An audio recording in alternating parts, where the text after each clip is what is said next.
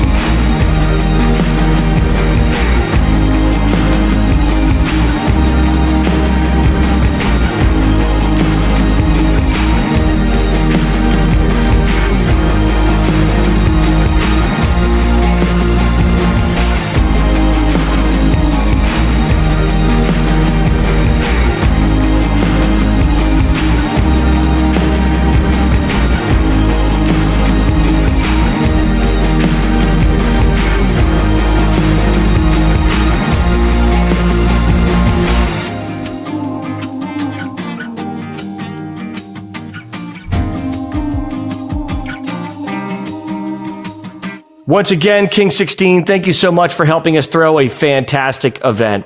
Well, let's get right to it this week. First of all, today's episode is brought to you by Anthem Software, which, by the way, is built specifically for small businesses to help you find, serve, and keep more customers profitably with their all-in-one software, marketing, and consulting platform.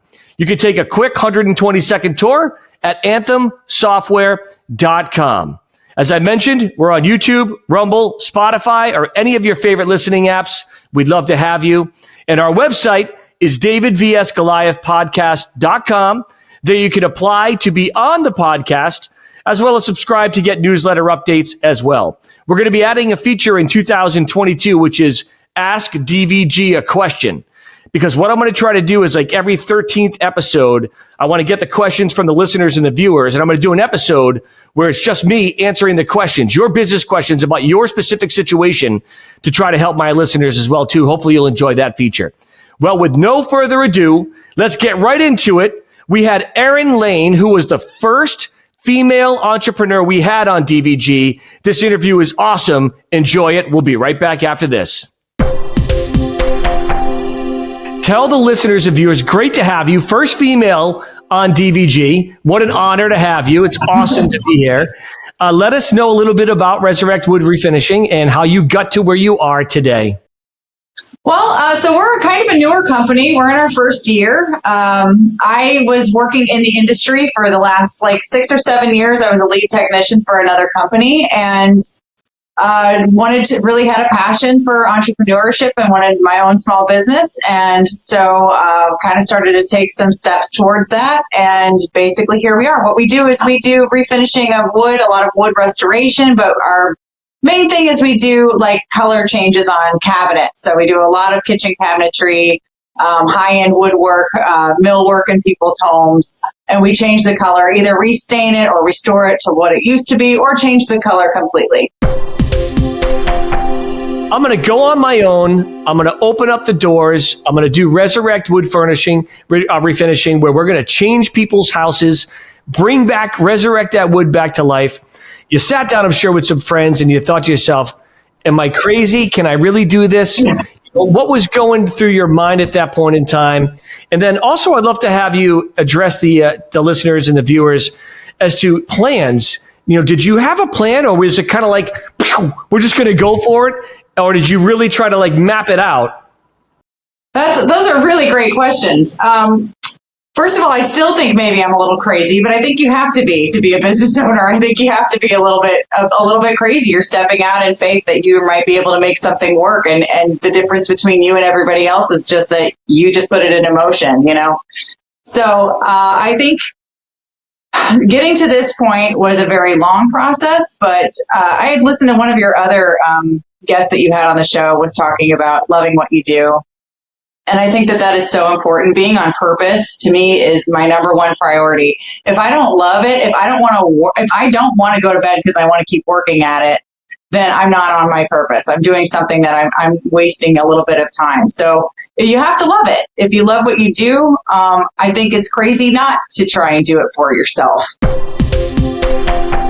With our very first female, breaking the glass, starting your own business, having fun doing it, Erin Lane from Resurrect Wood Refinishing. So where did you get the name from? So the name Resurrect, man, it's awesome. I was trying to think of a name, and like I said, I have a very tight-knit group of people who have come up with me on this journey. And I actually teach a Christian yoga class at my local church, at my church, God's House, Orlando. And at the end of the yoga class, so actually an employee named it, came up to me and said, I've got the name, Resurrect. And I was like, that is brilliant. I love it. Yes, works. That's it. It works. Yeah, it kind of encompasses everything. First of all, we're a faith-based company. Second of all, we really do restoration and, resurrect people's kitchens and their heirlooms and all kinds of stuff. So that it's kind of twofold in that way.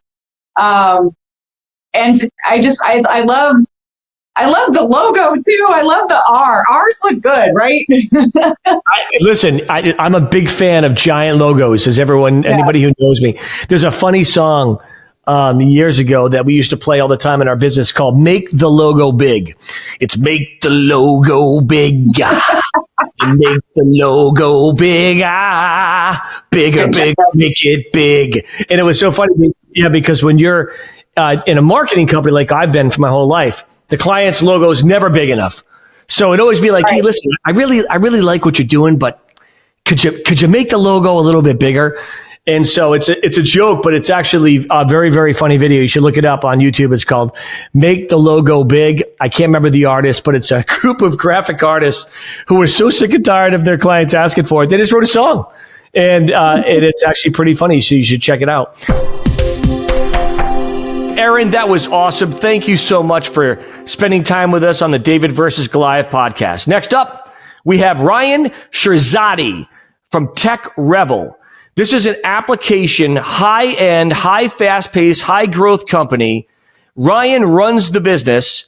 It's in several countries, several cities around the U.S., over 170 people working in the business. What a fantastic interview. Here's a little piece of it. Enjoy.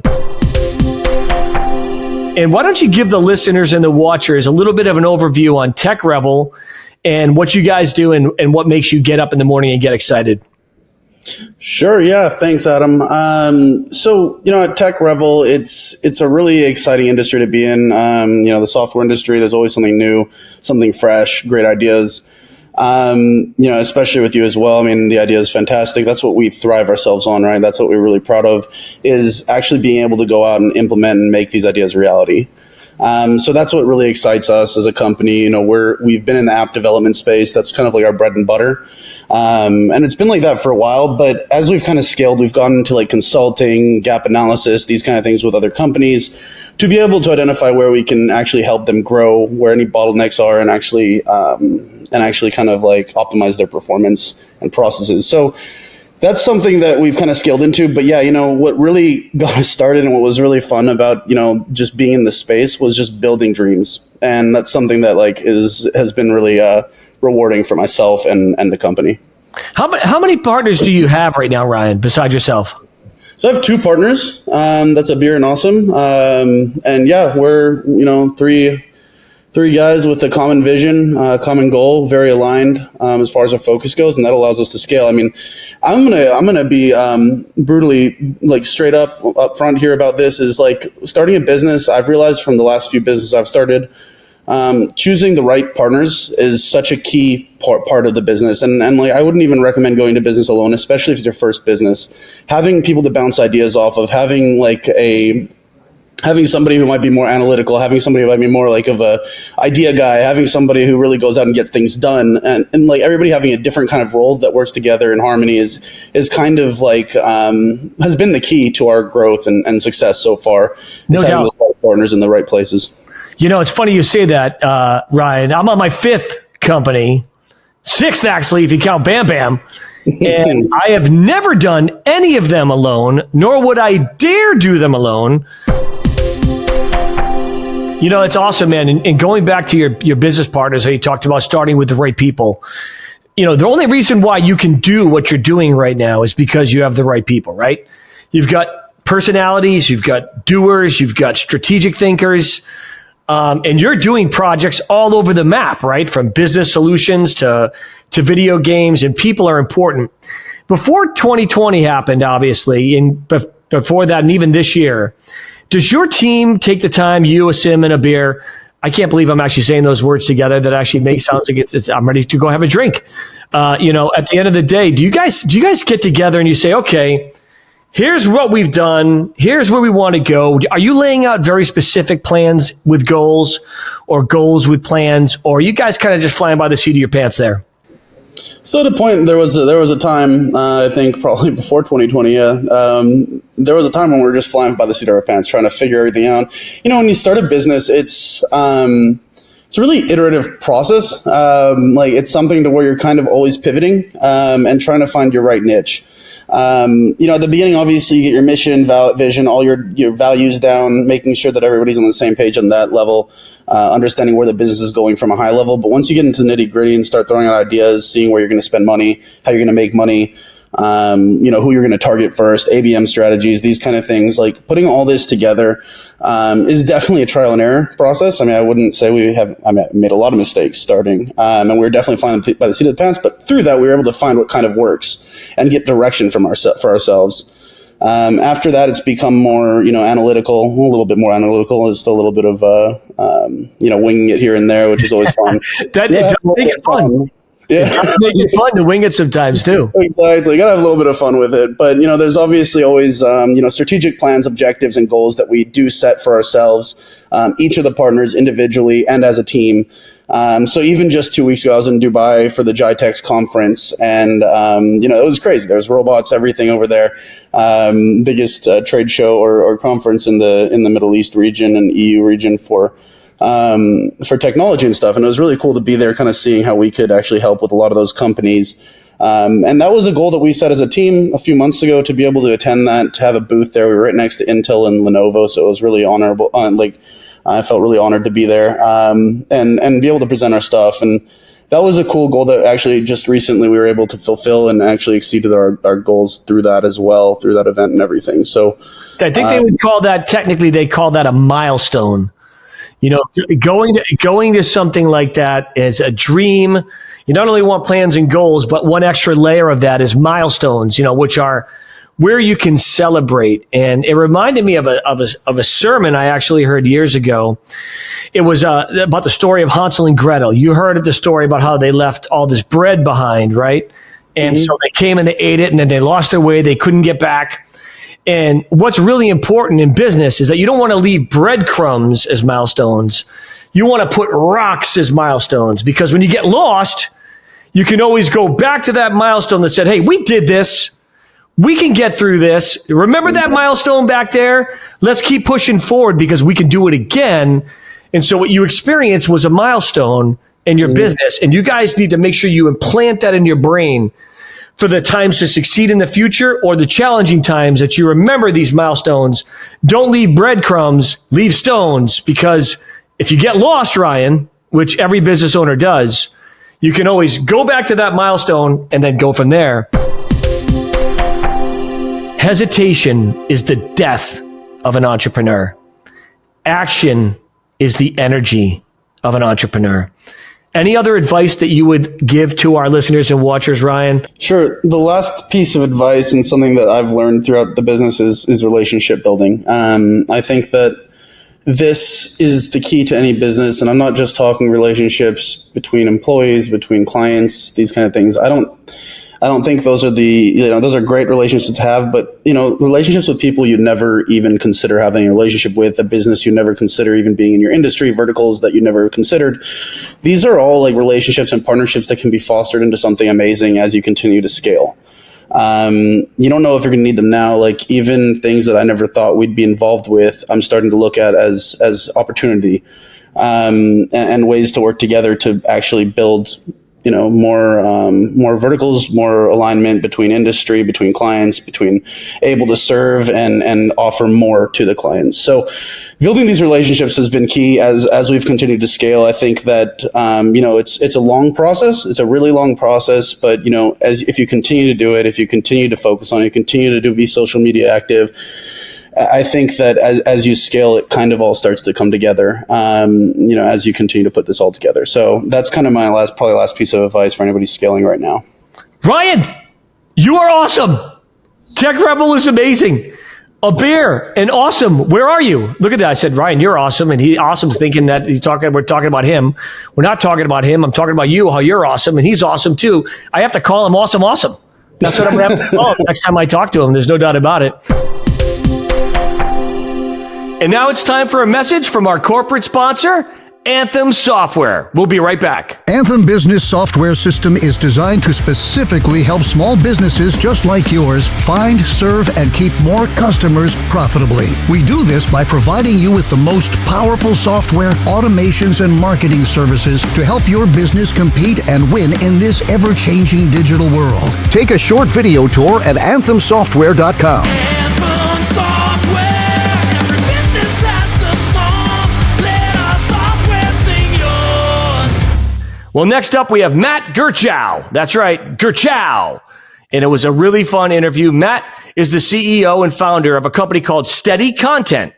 And every business on the internet needs steady content. And in this episode, we learn how a blog is made. I don't know if you remember the old Schoolhouse Rock series years ago, where you'd learn how a bill was made on Capitol Hill. Here's a little segment on how a blog is made on the internet. Here's Matt Gerchow. Enjoy. Walk somebody through the life of a blog. So a small business who's listening right now, maybe they do it, maybe they don't. They want to order a blog from myself or someone like you. They order it. What happens? Well, almost like the assembly line. Exactly what happens in your business to make that a reality? As someone comes in the door, we do the full campaign setup. That's where we're getting the tone of voice and the audience and the campaign keywords and all the writer instructions and the style guide and the writing brief. And, the more they give us at the beginning, the better the content's going to come out. And then from there, we send that over to one of our SEO experts, and they do the keyword research. They will find national, international, and local keywords that have a good volume, usually 200 or more searches a month, and that have a decent competition that, one that we're going to be able to get in and rank on. So once the keywords are done, we send that over to title creation, and then title creation uses the people also ask. They also have a template series that they break off of, so they can do like the number of reasons or the top 10 or et cetera, and they put together usually 4x or 3x whatever the amount of content that's ordered into titles. So if you ordered 3 pieces of content, you'll get 10 titles, and then those get sent out for approval. And then you have like a thumbs up, thumbs down, or an edit button or a request revision button to where you can actually get the titles exactly how you want. And this, we did this by email as well as SMS. This in itself was just a monumental project, but as anyone knows, it's like, the title is like the seed for creating the content. So if you have the wrong seeds or the wrong foundation, then the content just grows from there, and it grows in all the wrong directions. So it's really important that the client gets to see that. From there, heads over to the writers, and the writers they write the content. We have special templates that we use for blog posts, web page, press release, etc. And they're able to build it out so it always has kind of a similar format to it.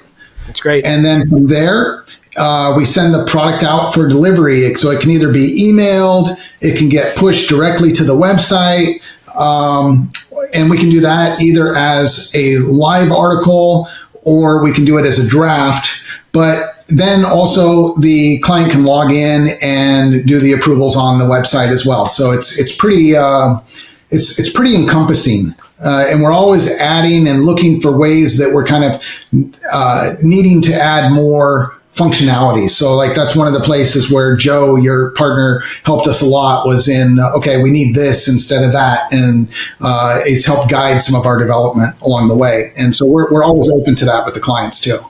That's all, guys, you just learned in the life of a blog.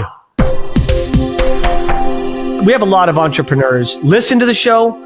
We have people that have great businesses, that have many businesses. We have that guy or gal right now getting ready to start a business, and they're locked in fear. What advice do you give them, Matt? Massive productivity. So my thing right now is we're in kind of a stage where I'm growing again, and I'm contacting a lot of clients. I ordered a desktop clicker from Amazon this morning, so that every time I make a contact or a reach out, I'll click that, and I can keep track of how much production I'm doing in the day. But you've just got to figure out, if I only have a limited time to work each day, how can I get the most productivity? Every time you get productivity, you're going to feel good about the business. But when you do something that's like, if you focus in on this logo for 3 hours or whatnot, you're going to be like, oh my God, this is going so slow, right? But if you hire someone on Fiverr for $10 to build the logo, and you do that or give that to 10 different people, and then you pick the best one, this was a $200 logo off a 48-hour logo. You let other people kind of take over some of those things and just productivity. Yeah, I love more that. And more productivity. I love that. So here's Matt. He runs his own business, makes a ton of money, but he still wants to be productive. Has a little button on his desk. We used to have a bell we would ring every time we'd sell something. And I love that as well too. Next up, we have a very awesome person named Jessica Kendrick from the Kendrick Law Group. And she also owns a few title companies as well too. I first met Jessica at a charity event. She stole the stage. She ran it like a machine. She is fantastic. This interview is high energy, highly informational, very educational, inspirational, and things that you can actually take to your business and activate like we try to do here on David versus Goliath. Here's a little piece of that interview with Jessica Kendrick. Enjoy. Hi, thanks for having me. I mean, it's so exciting. I don't know what to expect, so let's see. Well, just follow my lead and you'll be no problem at all. Jessica, one of the things that first time I met you, you were, I believe, were the chair of the gala for Make-A-Wish, which is a charity that we support. I know that you support Make-A-Wish as well, too. And Jessica controlled this event like a freak. She just got up there to control. I mean, people had the event was amazing. And that's been a passion of yours. I mean, we're going to obviously talk a little bit about business, but philanthropy is a big part of your life, as well as being a mom and running a business, which makes us all of our lives interesting, right? It's not just about us at a desk. It's about us, experiencing life. And philanthropy is a big part of that. And if you would tell people a little bit how you got involved with Make-A-Wish and what was so passionate for you to be a part of it. So, yeah, I love Make-A-Wish, and I love that you guys always support and still support. So do I. But it really started when I was small. My mom was the one that jumped into helping everybody. So when I was little, that's all I did. We'd go after school and we'd go to the domestic violence shelter, and I got to know the kids there that were going through it. And then we did some with pediatric oncology in the hospital. So it really just was ingrained in me from a young age. So it never went away. And that's what I intend to do with my kids as I throw them into things. Even though they're little, they're starting to see that the number one thing, and well, at least in my life, is you should always give back, no matter if it's $1 or $10,000 or $1 million. Whatever you can do, every dollar counts. And letting my kids at 4 and 6 get to know that and learn that, and my employees, that's just really a culture I wanted. And if I can make business and that merge together, everyone wins. Yeah, and you have done that. It's very, for the listeners and watchers, Jessica's a very interesting person. I mean, she's passionate about her businesses, but she's just as passionate about helping people in the community, which I think is fantastic. We're going to come back a little bit to the charity stuff in a little while, but I thought it would be good to start with that because that's how you and I met, and I was very impressed. I'm very impressed then, and I've obviously checked you out online. It's KendrickLawGroup.com. Is that correct? It is. Yep. That's my law practice. And I have all the other businesses, like we all know what to do, running around and, doing multiple streams of income. Yeah. So tell people a little bit about the law group. And, you call yourself a boutique, which means that there would be specialized or really a personalized touch. Tell people a little bit about the law group. So the law group started 6 years ago, and it was right when I had my first kid and realized the big law practice with wanting to be a mom was not going to work for me. It works for some, but not for me. And so I launched the law group, and in my head, when I launched it, was like, it's just going to be me and my paralegal, and we'll be good, and it'll give me something to do, and I'll be a mom, and I'll give back. And then from there, all the people that are with me now jumped over and were like, we want that same work-life balance. And they all have the drive to be successful. So you really have to have that too, to make it work. And we specialize in almost like the person, a business owner. What are they going to need? Estate planning, business planning, very transactional, very proactive law. And so that's been our number one thing, is how to keep you out of trouble. You can't do it all the time, but be proactive. And, in the long run, it saves you money to be proactive, and you get a little peace of mind. And then from that, we just layered it with other areas such as real estate, which was when then we started opening title companies, is all our clients were having us review real estate documents. And we're like, well, we can even streamline this easier for you. So it just started growing from there. And I'm blessed because I have a ton of awesome partners that jump in with me. And without it, I wouldn't be able to grow it without them. So that's where it's really just blew up from there. When you think about that very first day that you hung that shingle up and you put your head on the bed that night, how did you feel?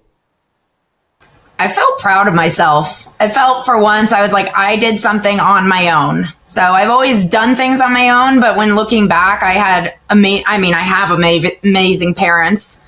Who always empowered me to be on my own, but I always had something to fall back on. Like, I can fall back on this. Even in college, I had a team to fall back on. This was truly the first thing I did that it was like me. I built this. I did this. I got to make it work. And my pride kicks in where I'm like, this is not going to fail no matter what I have to do. I'm going to make this work. That's awesome, man. It does feel great, doesn't it? when you realized that you could do it and you did it, and here you are still doing it. What advice? I mean, there's some days I don't want to be doing it. I understand. Please be reasonable. Now, what advice would you give to that man or woman right now who is either discouraged or scared?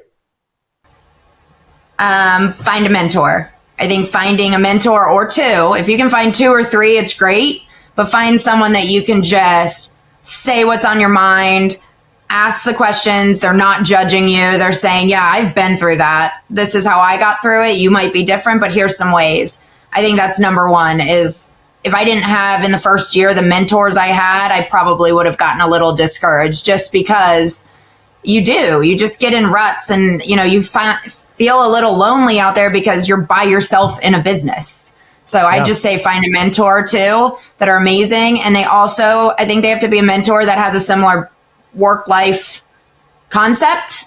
For me, it was my mentors were dads or moms. They had kids. They had to understand that I couldn't work from 5 p.m. to 8 p.m. because that had to be my time I shut down and focus on my kids. That's great. So if you don't have that, they're never going to get it. I had other mentors that didn't have kids, and they're like, just work the weekends. And I'm like, well, yeah, I'm always working, but I also can't work and not be present in my kid's life, because then this concept is not going to work for me personally.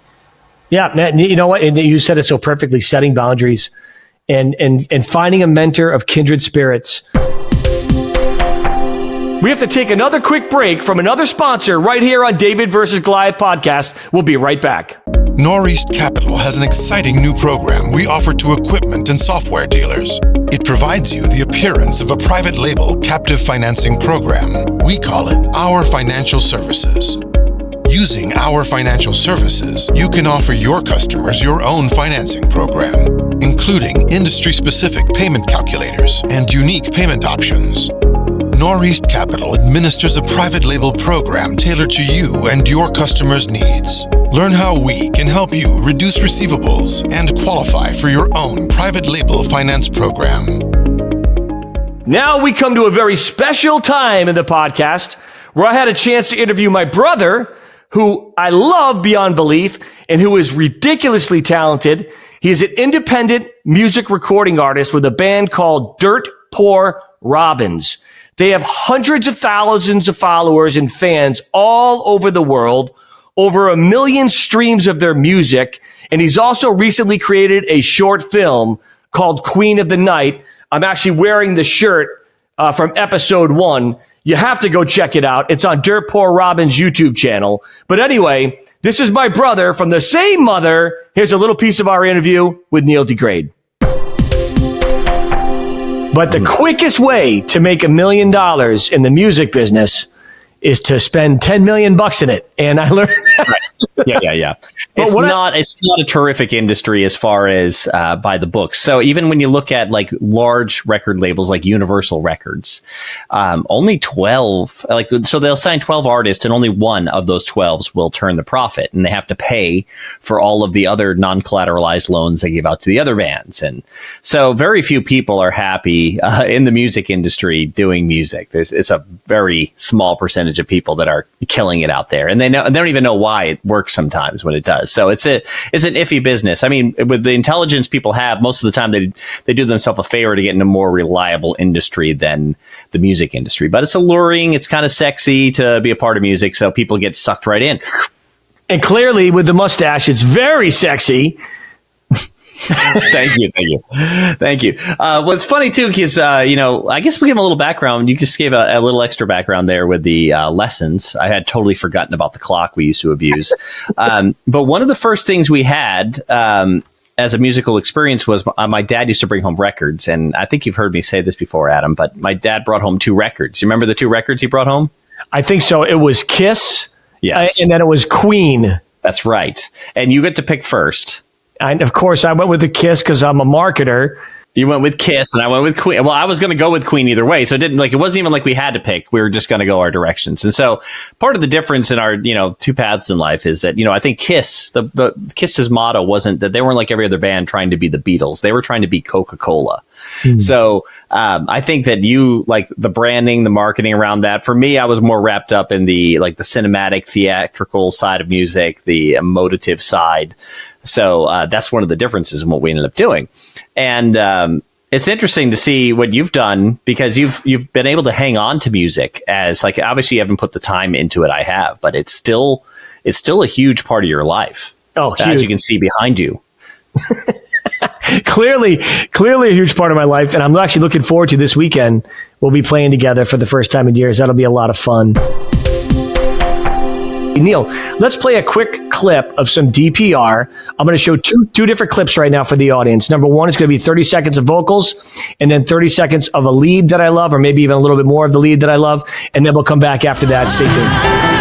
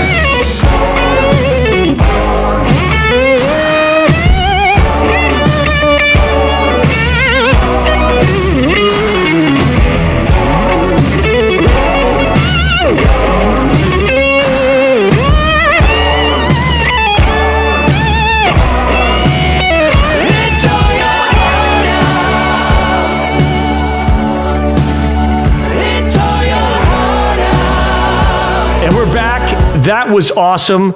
The song that you listened to there was All There Is. And then the solo came from It Tore Your Heart Out. Neil, this is fantastic music. And I got to tell you, I'm jealous because, as you know, I play guitar, and people that watch the podcast know this. I can't hold a candlestick to the way you play guitar.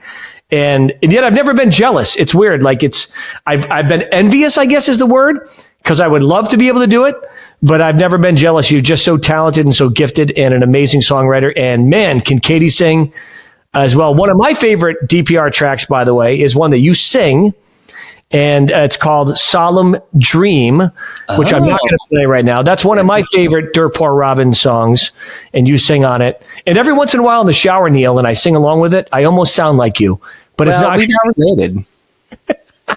Yeah, so we had a different set of priorities. Like you were really interested in creating the whole thing with music, like the band, the management side. Like you just had that management spirit from the very beginning. I mean, easily.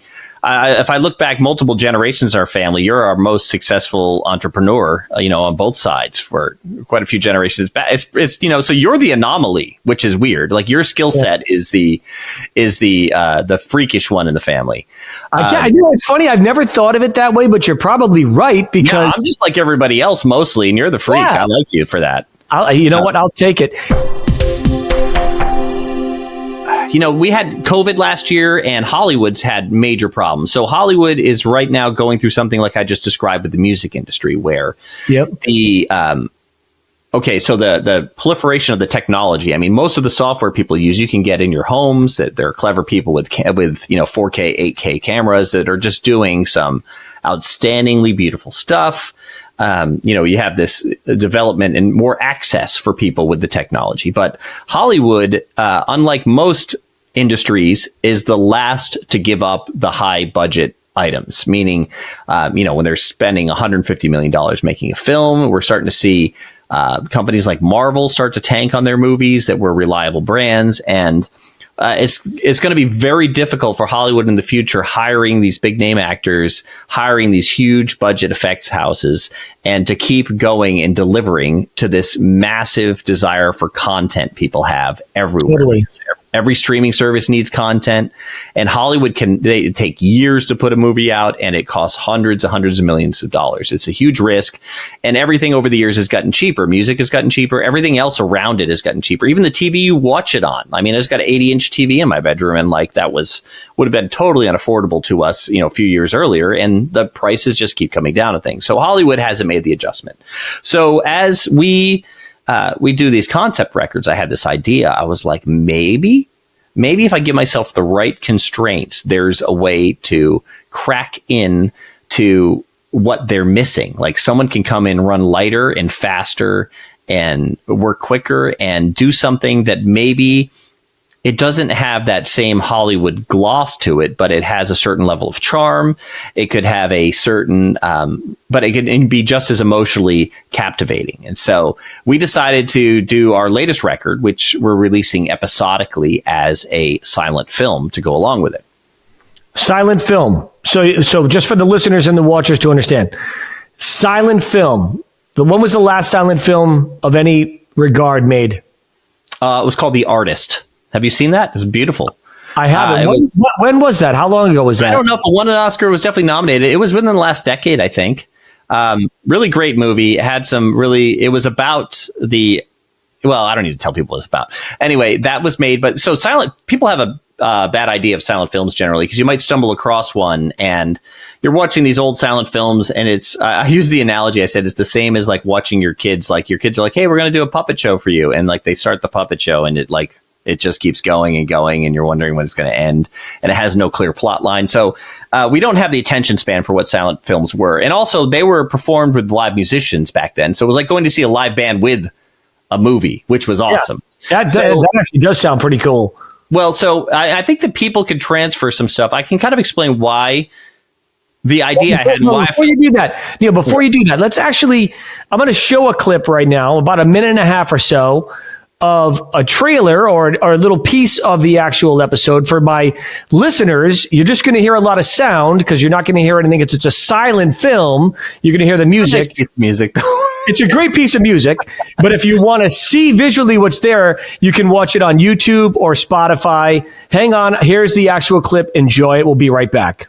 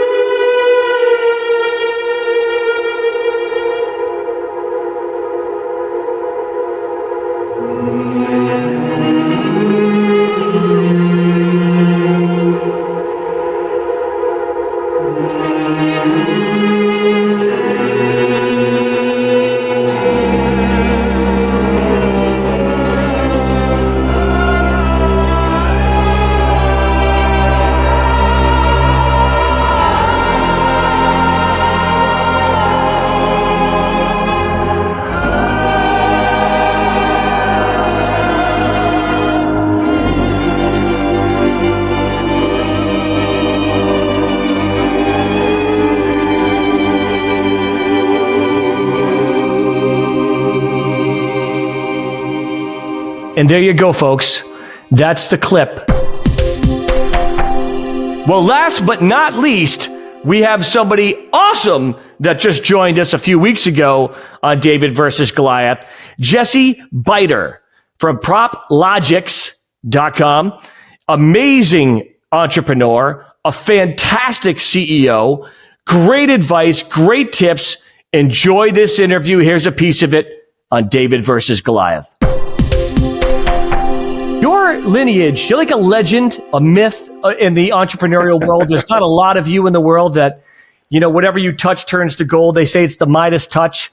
You definitely have that. And I've always admired not only your tenacity in business, your work ethic, but you've had a very interesting path to lead you to where you are today.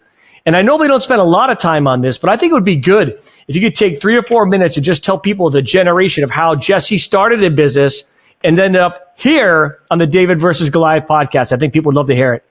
Oh, yeah, absolutely. I was thinking about it. I think it's been 21 years we've known each other. I remember getting that first call that you had your website business and you needed some help with inventory. But my my entrepreneurship gene, I think, was born in me. My parents, were awesome, big supporters, kind of let me do whatever I thought I wanted to do. They gave me everything I needed and nothing I wanted. So if I wanted to go get something, I had to go earn it and get it myself. And so my first business was setting the VCR clocks for the neighbors when the power would go out. If those of you watching are old enough to remember back then, the power would go out and the clocks would start flashing 12 and all the programs that were set to record would get erased, and I'd go around and charge my $1 and reprogram everything for them, and went into mowing lawns and plowing driveways and anything for $1 really. Just happy to go out and work and make money.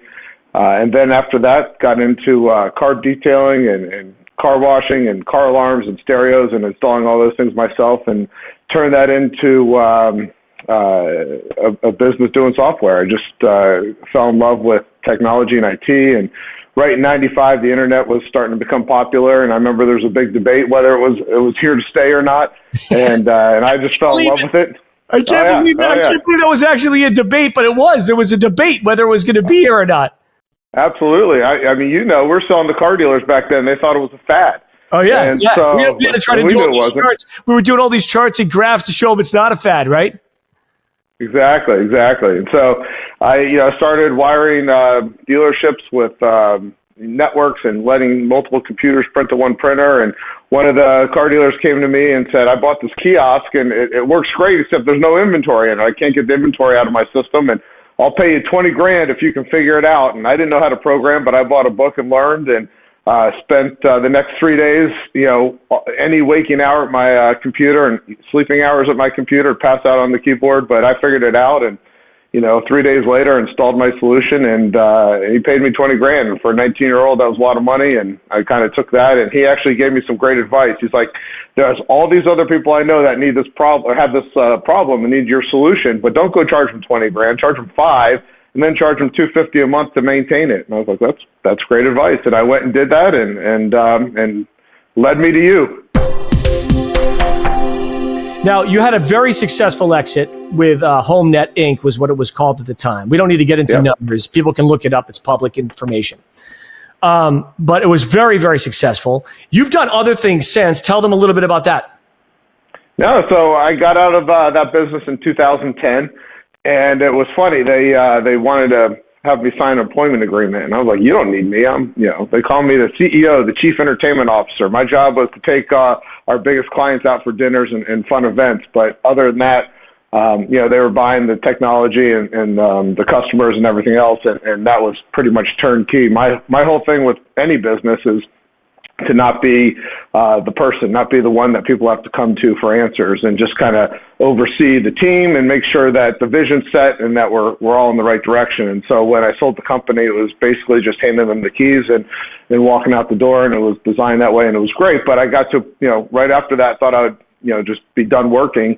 And about 3 months after that, I was like, well, this is no fun. So I started a company called Dealers United with a good friend of mine, which is still doing great to this day. It's about 11 years old and about 60 people at that company. And then at the time, I was buying a lot of real estate. My two best friends in the world are real estate attorneys.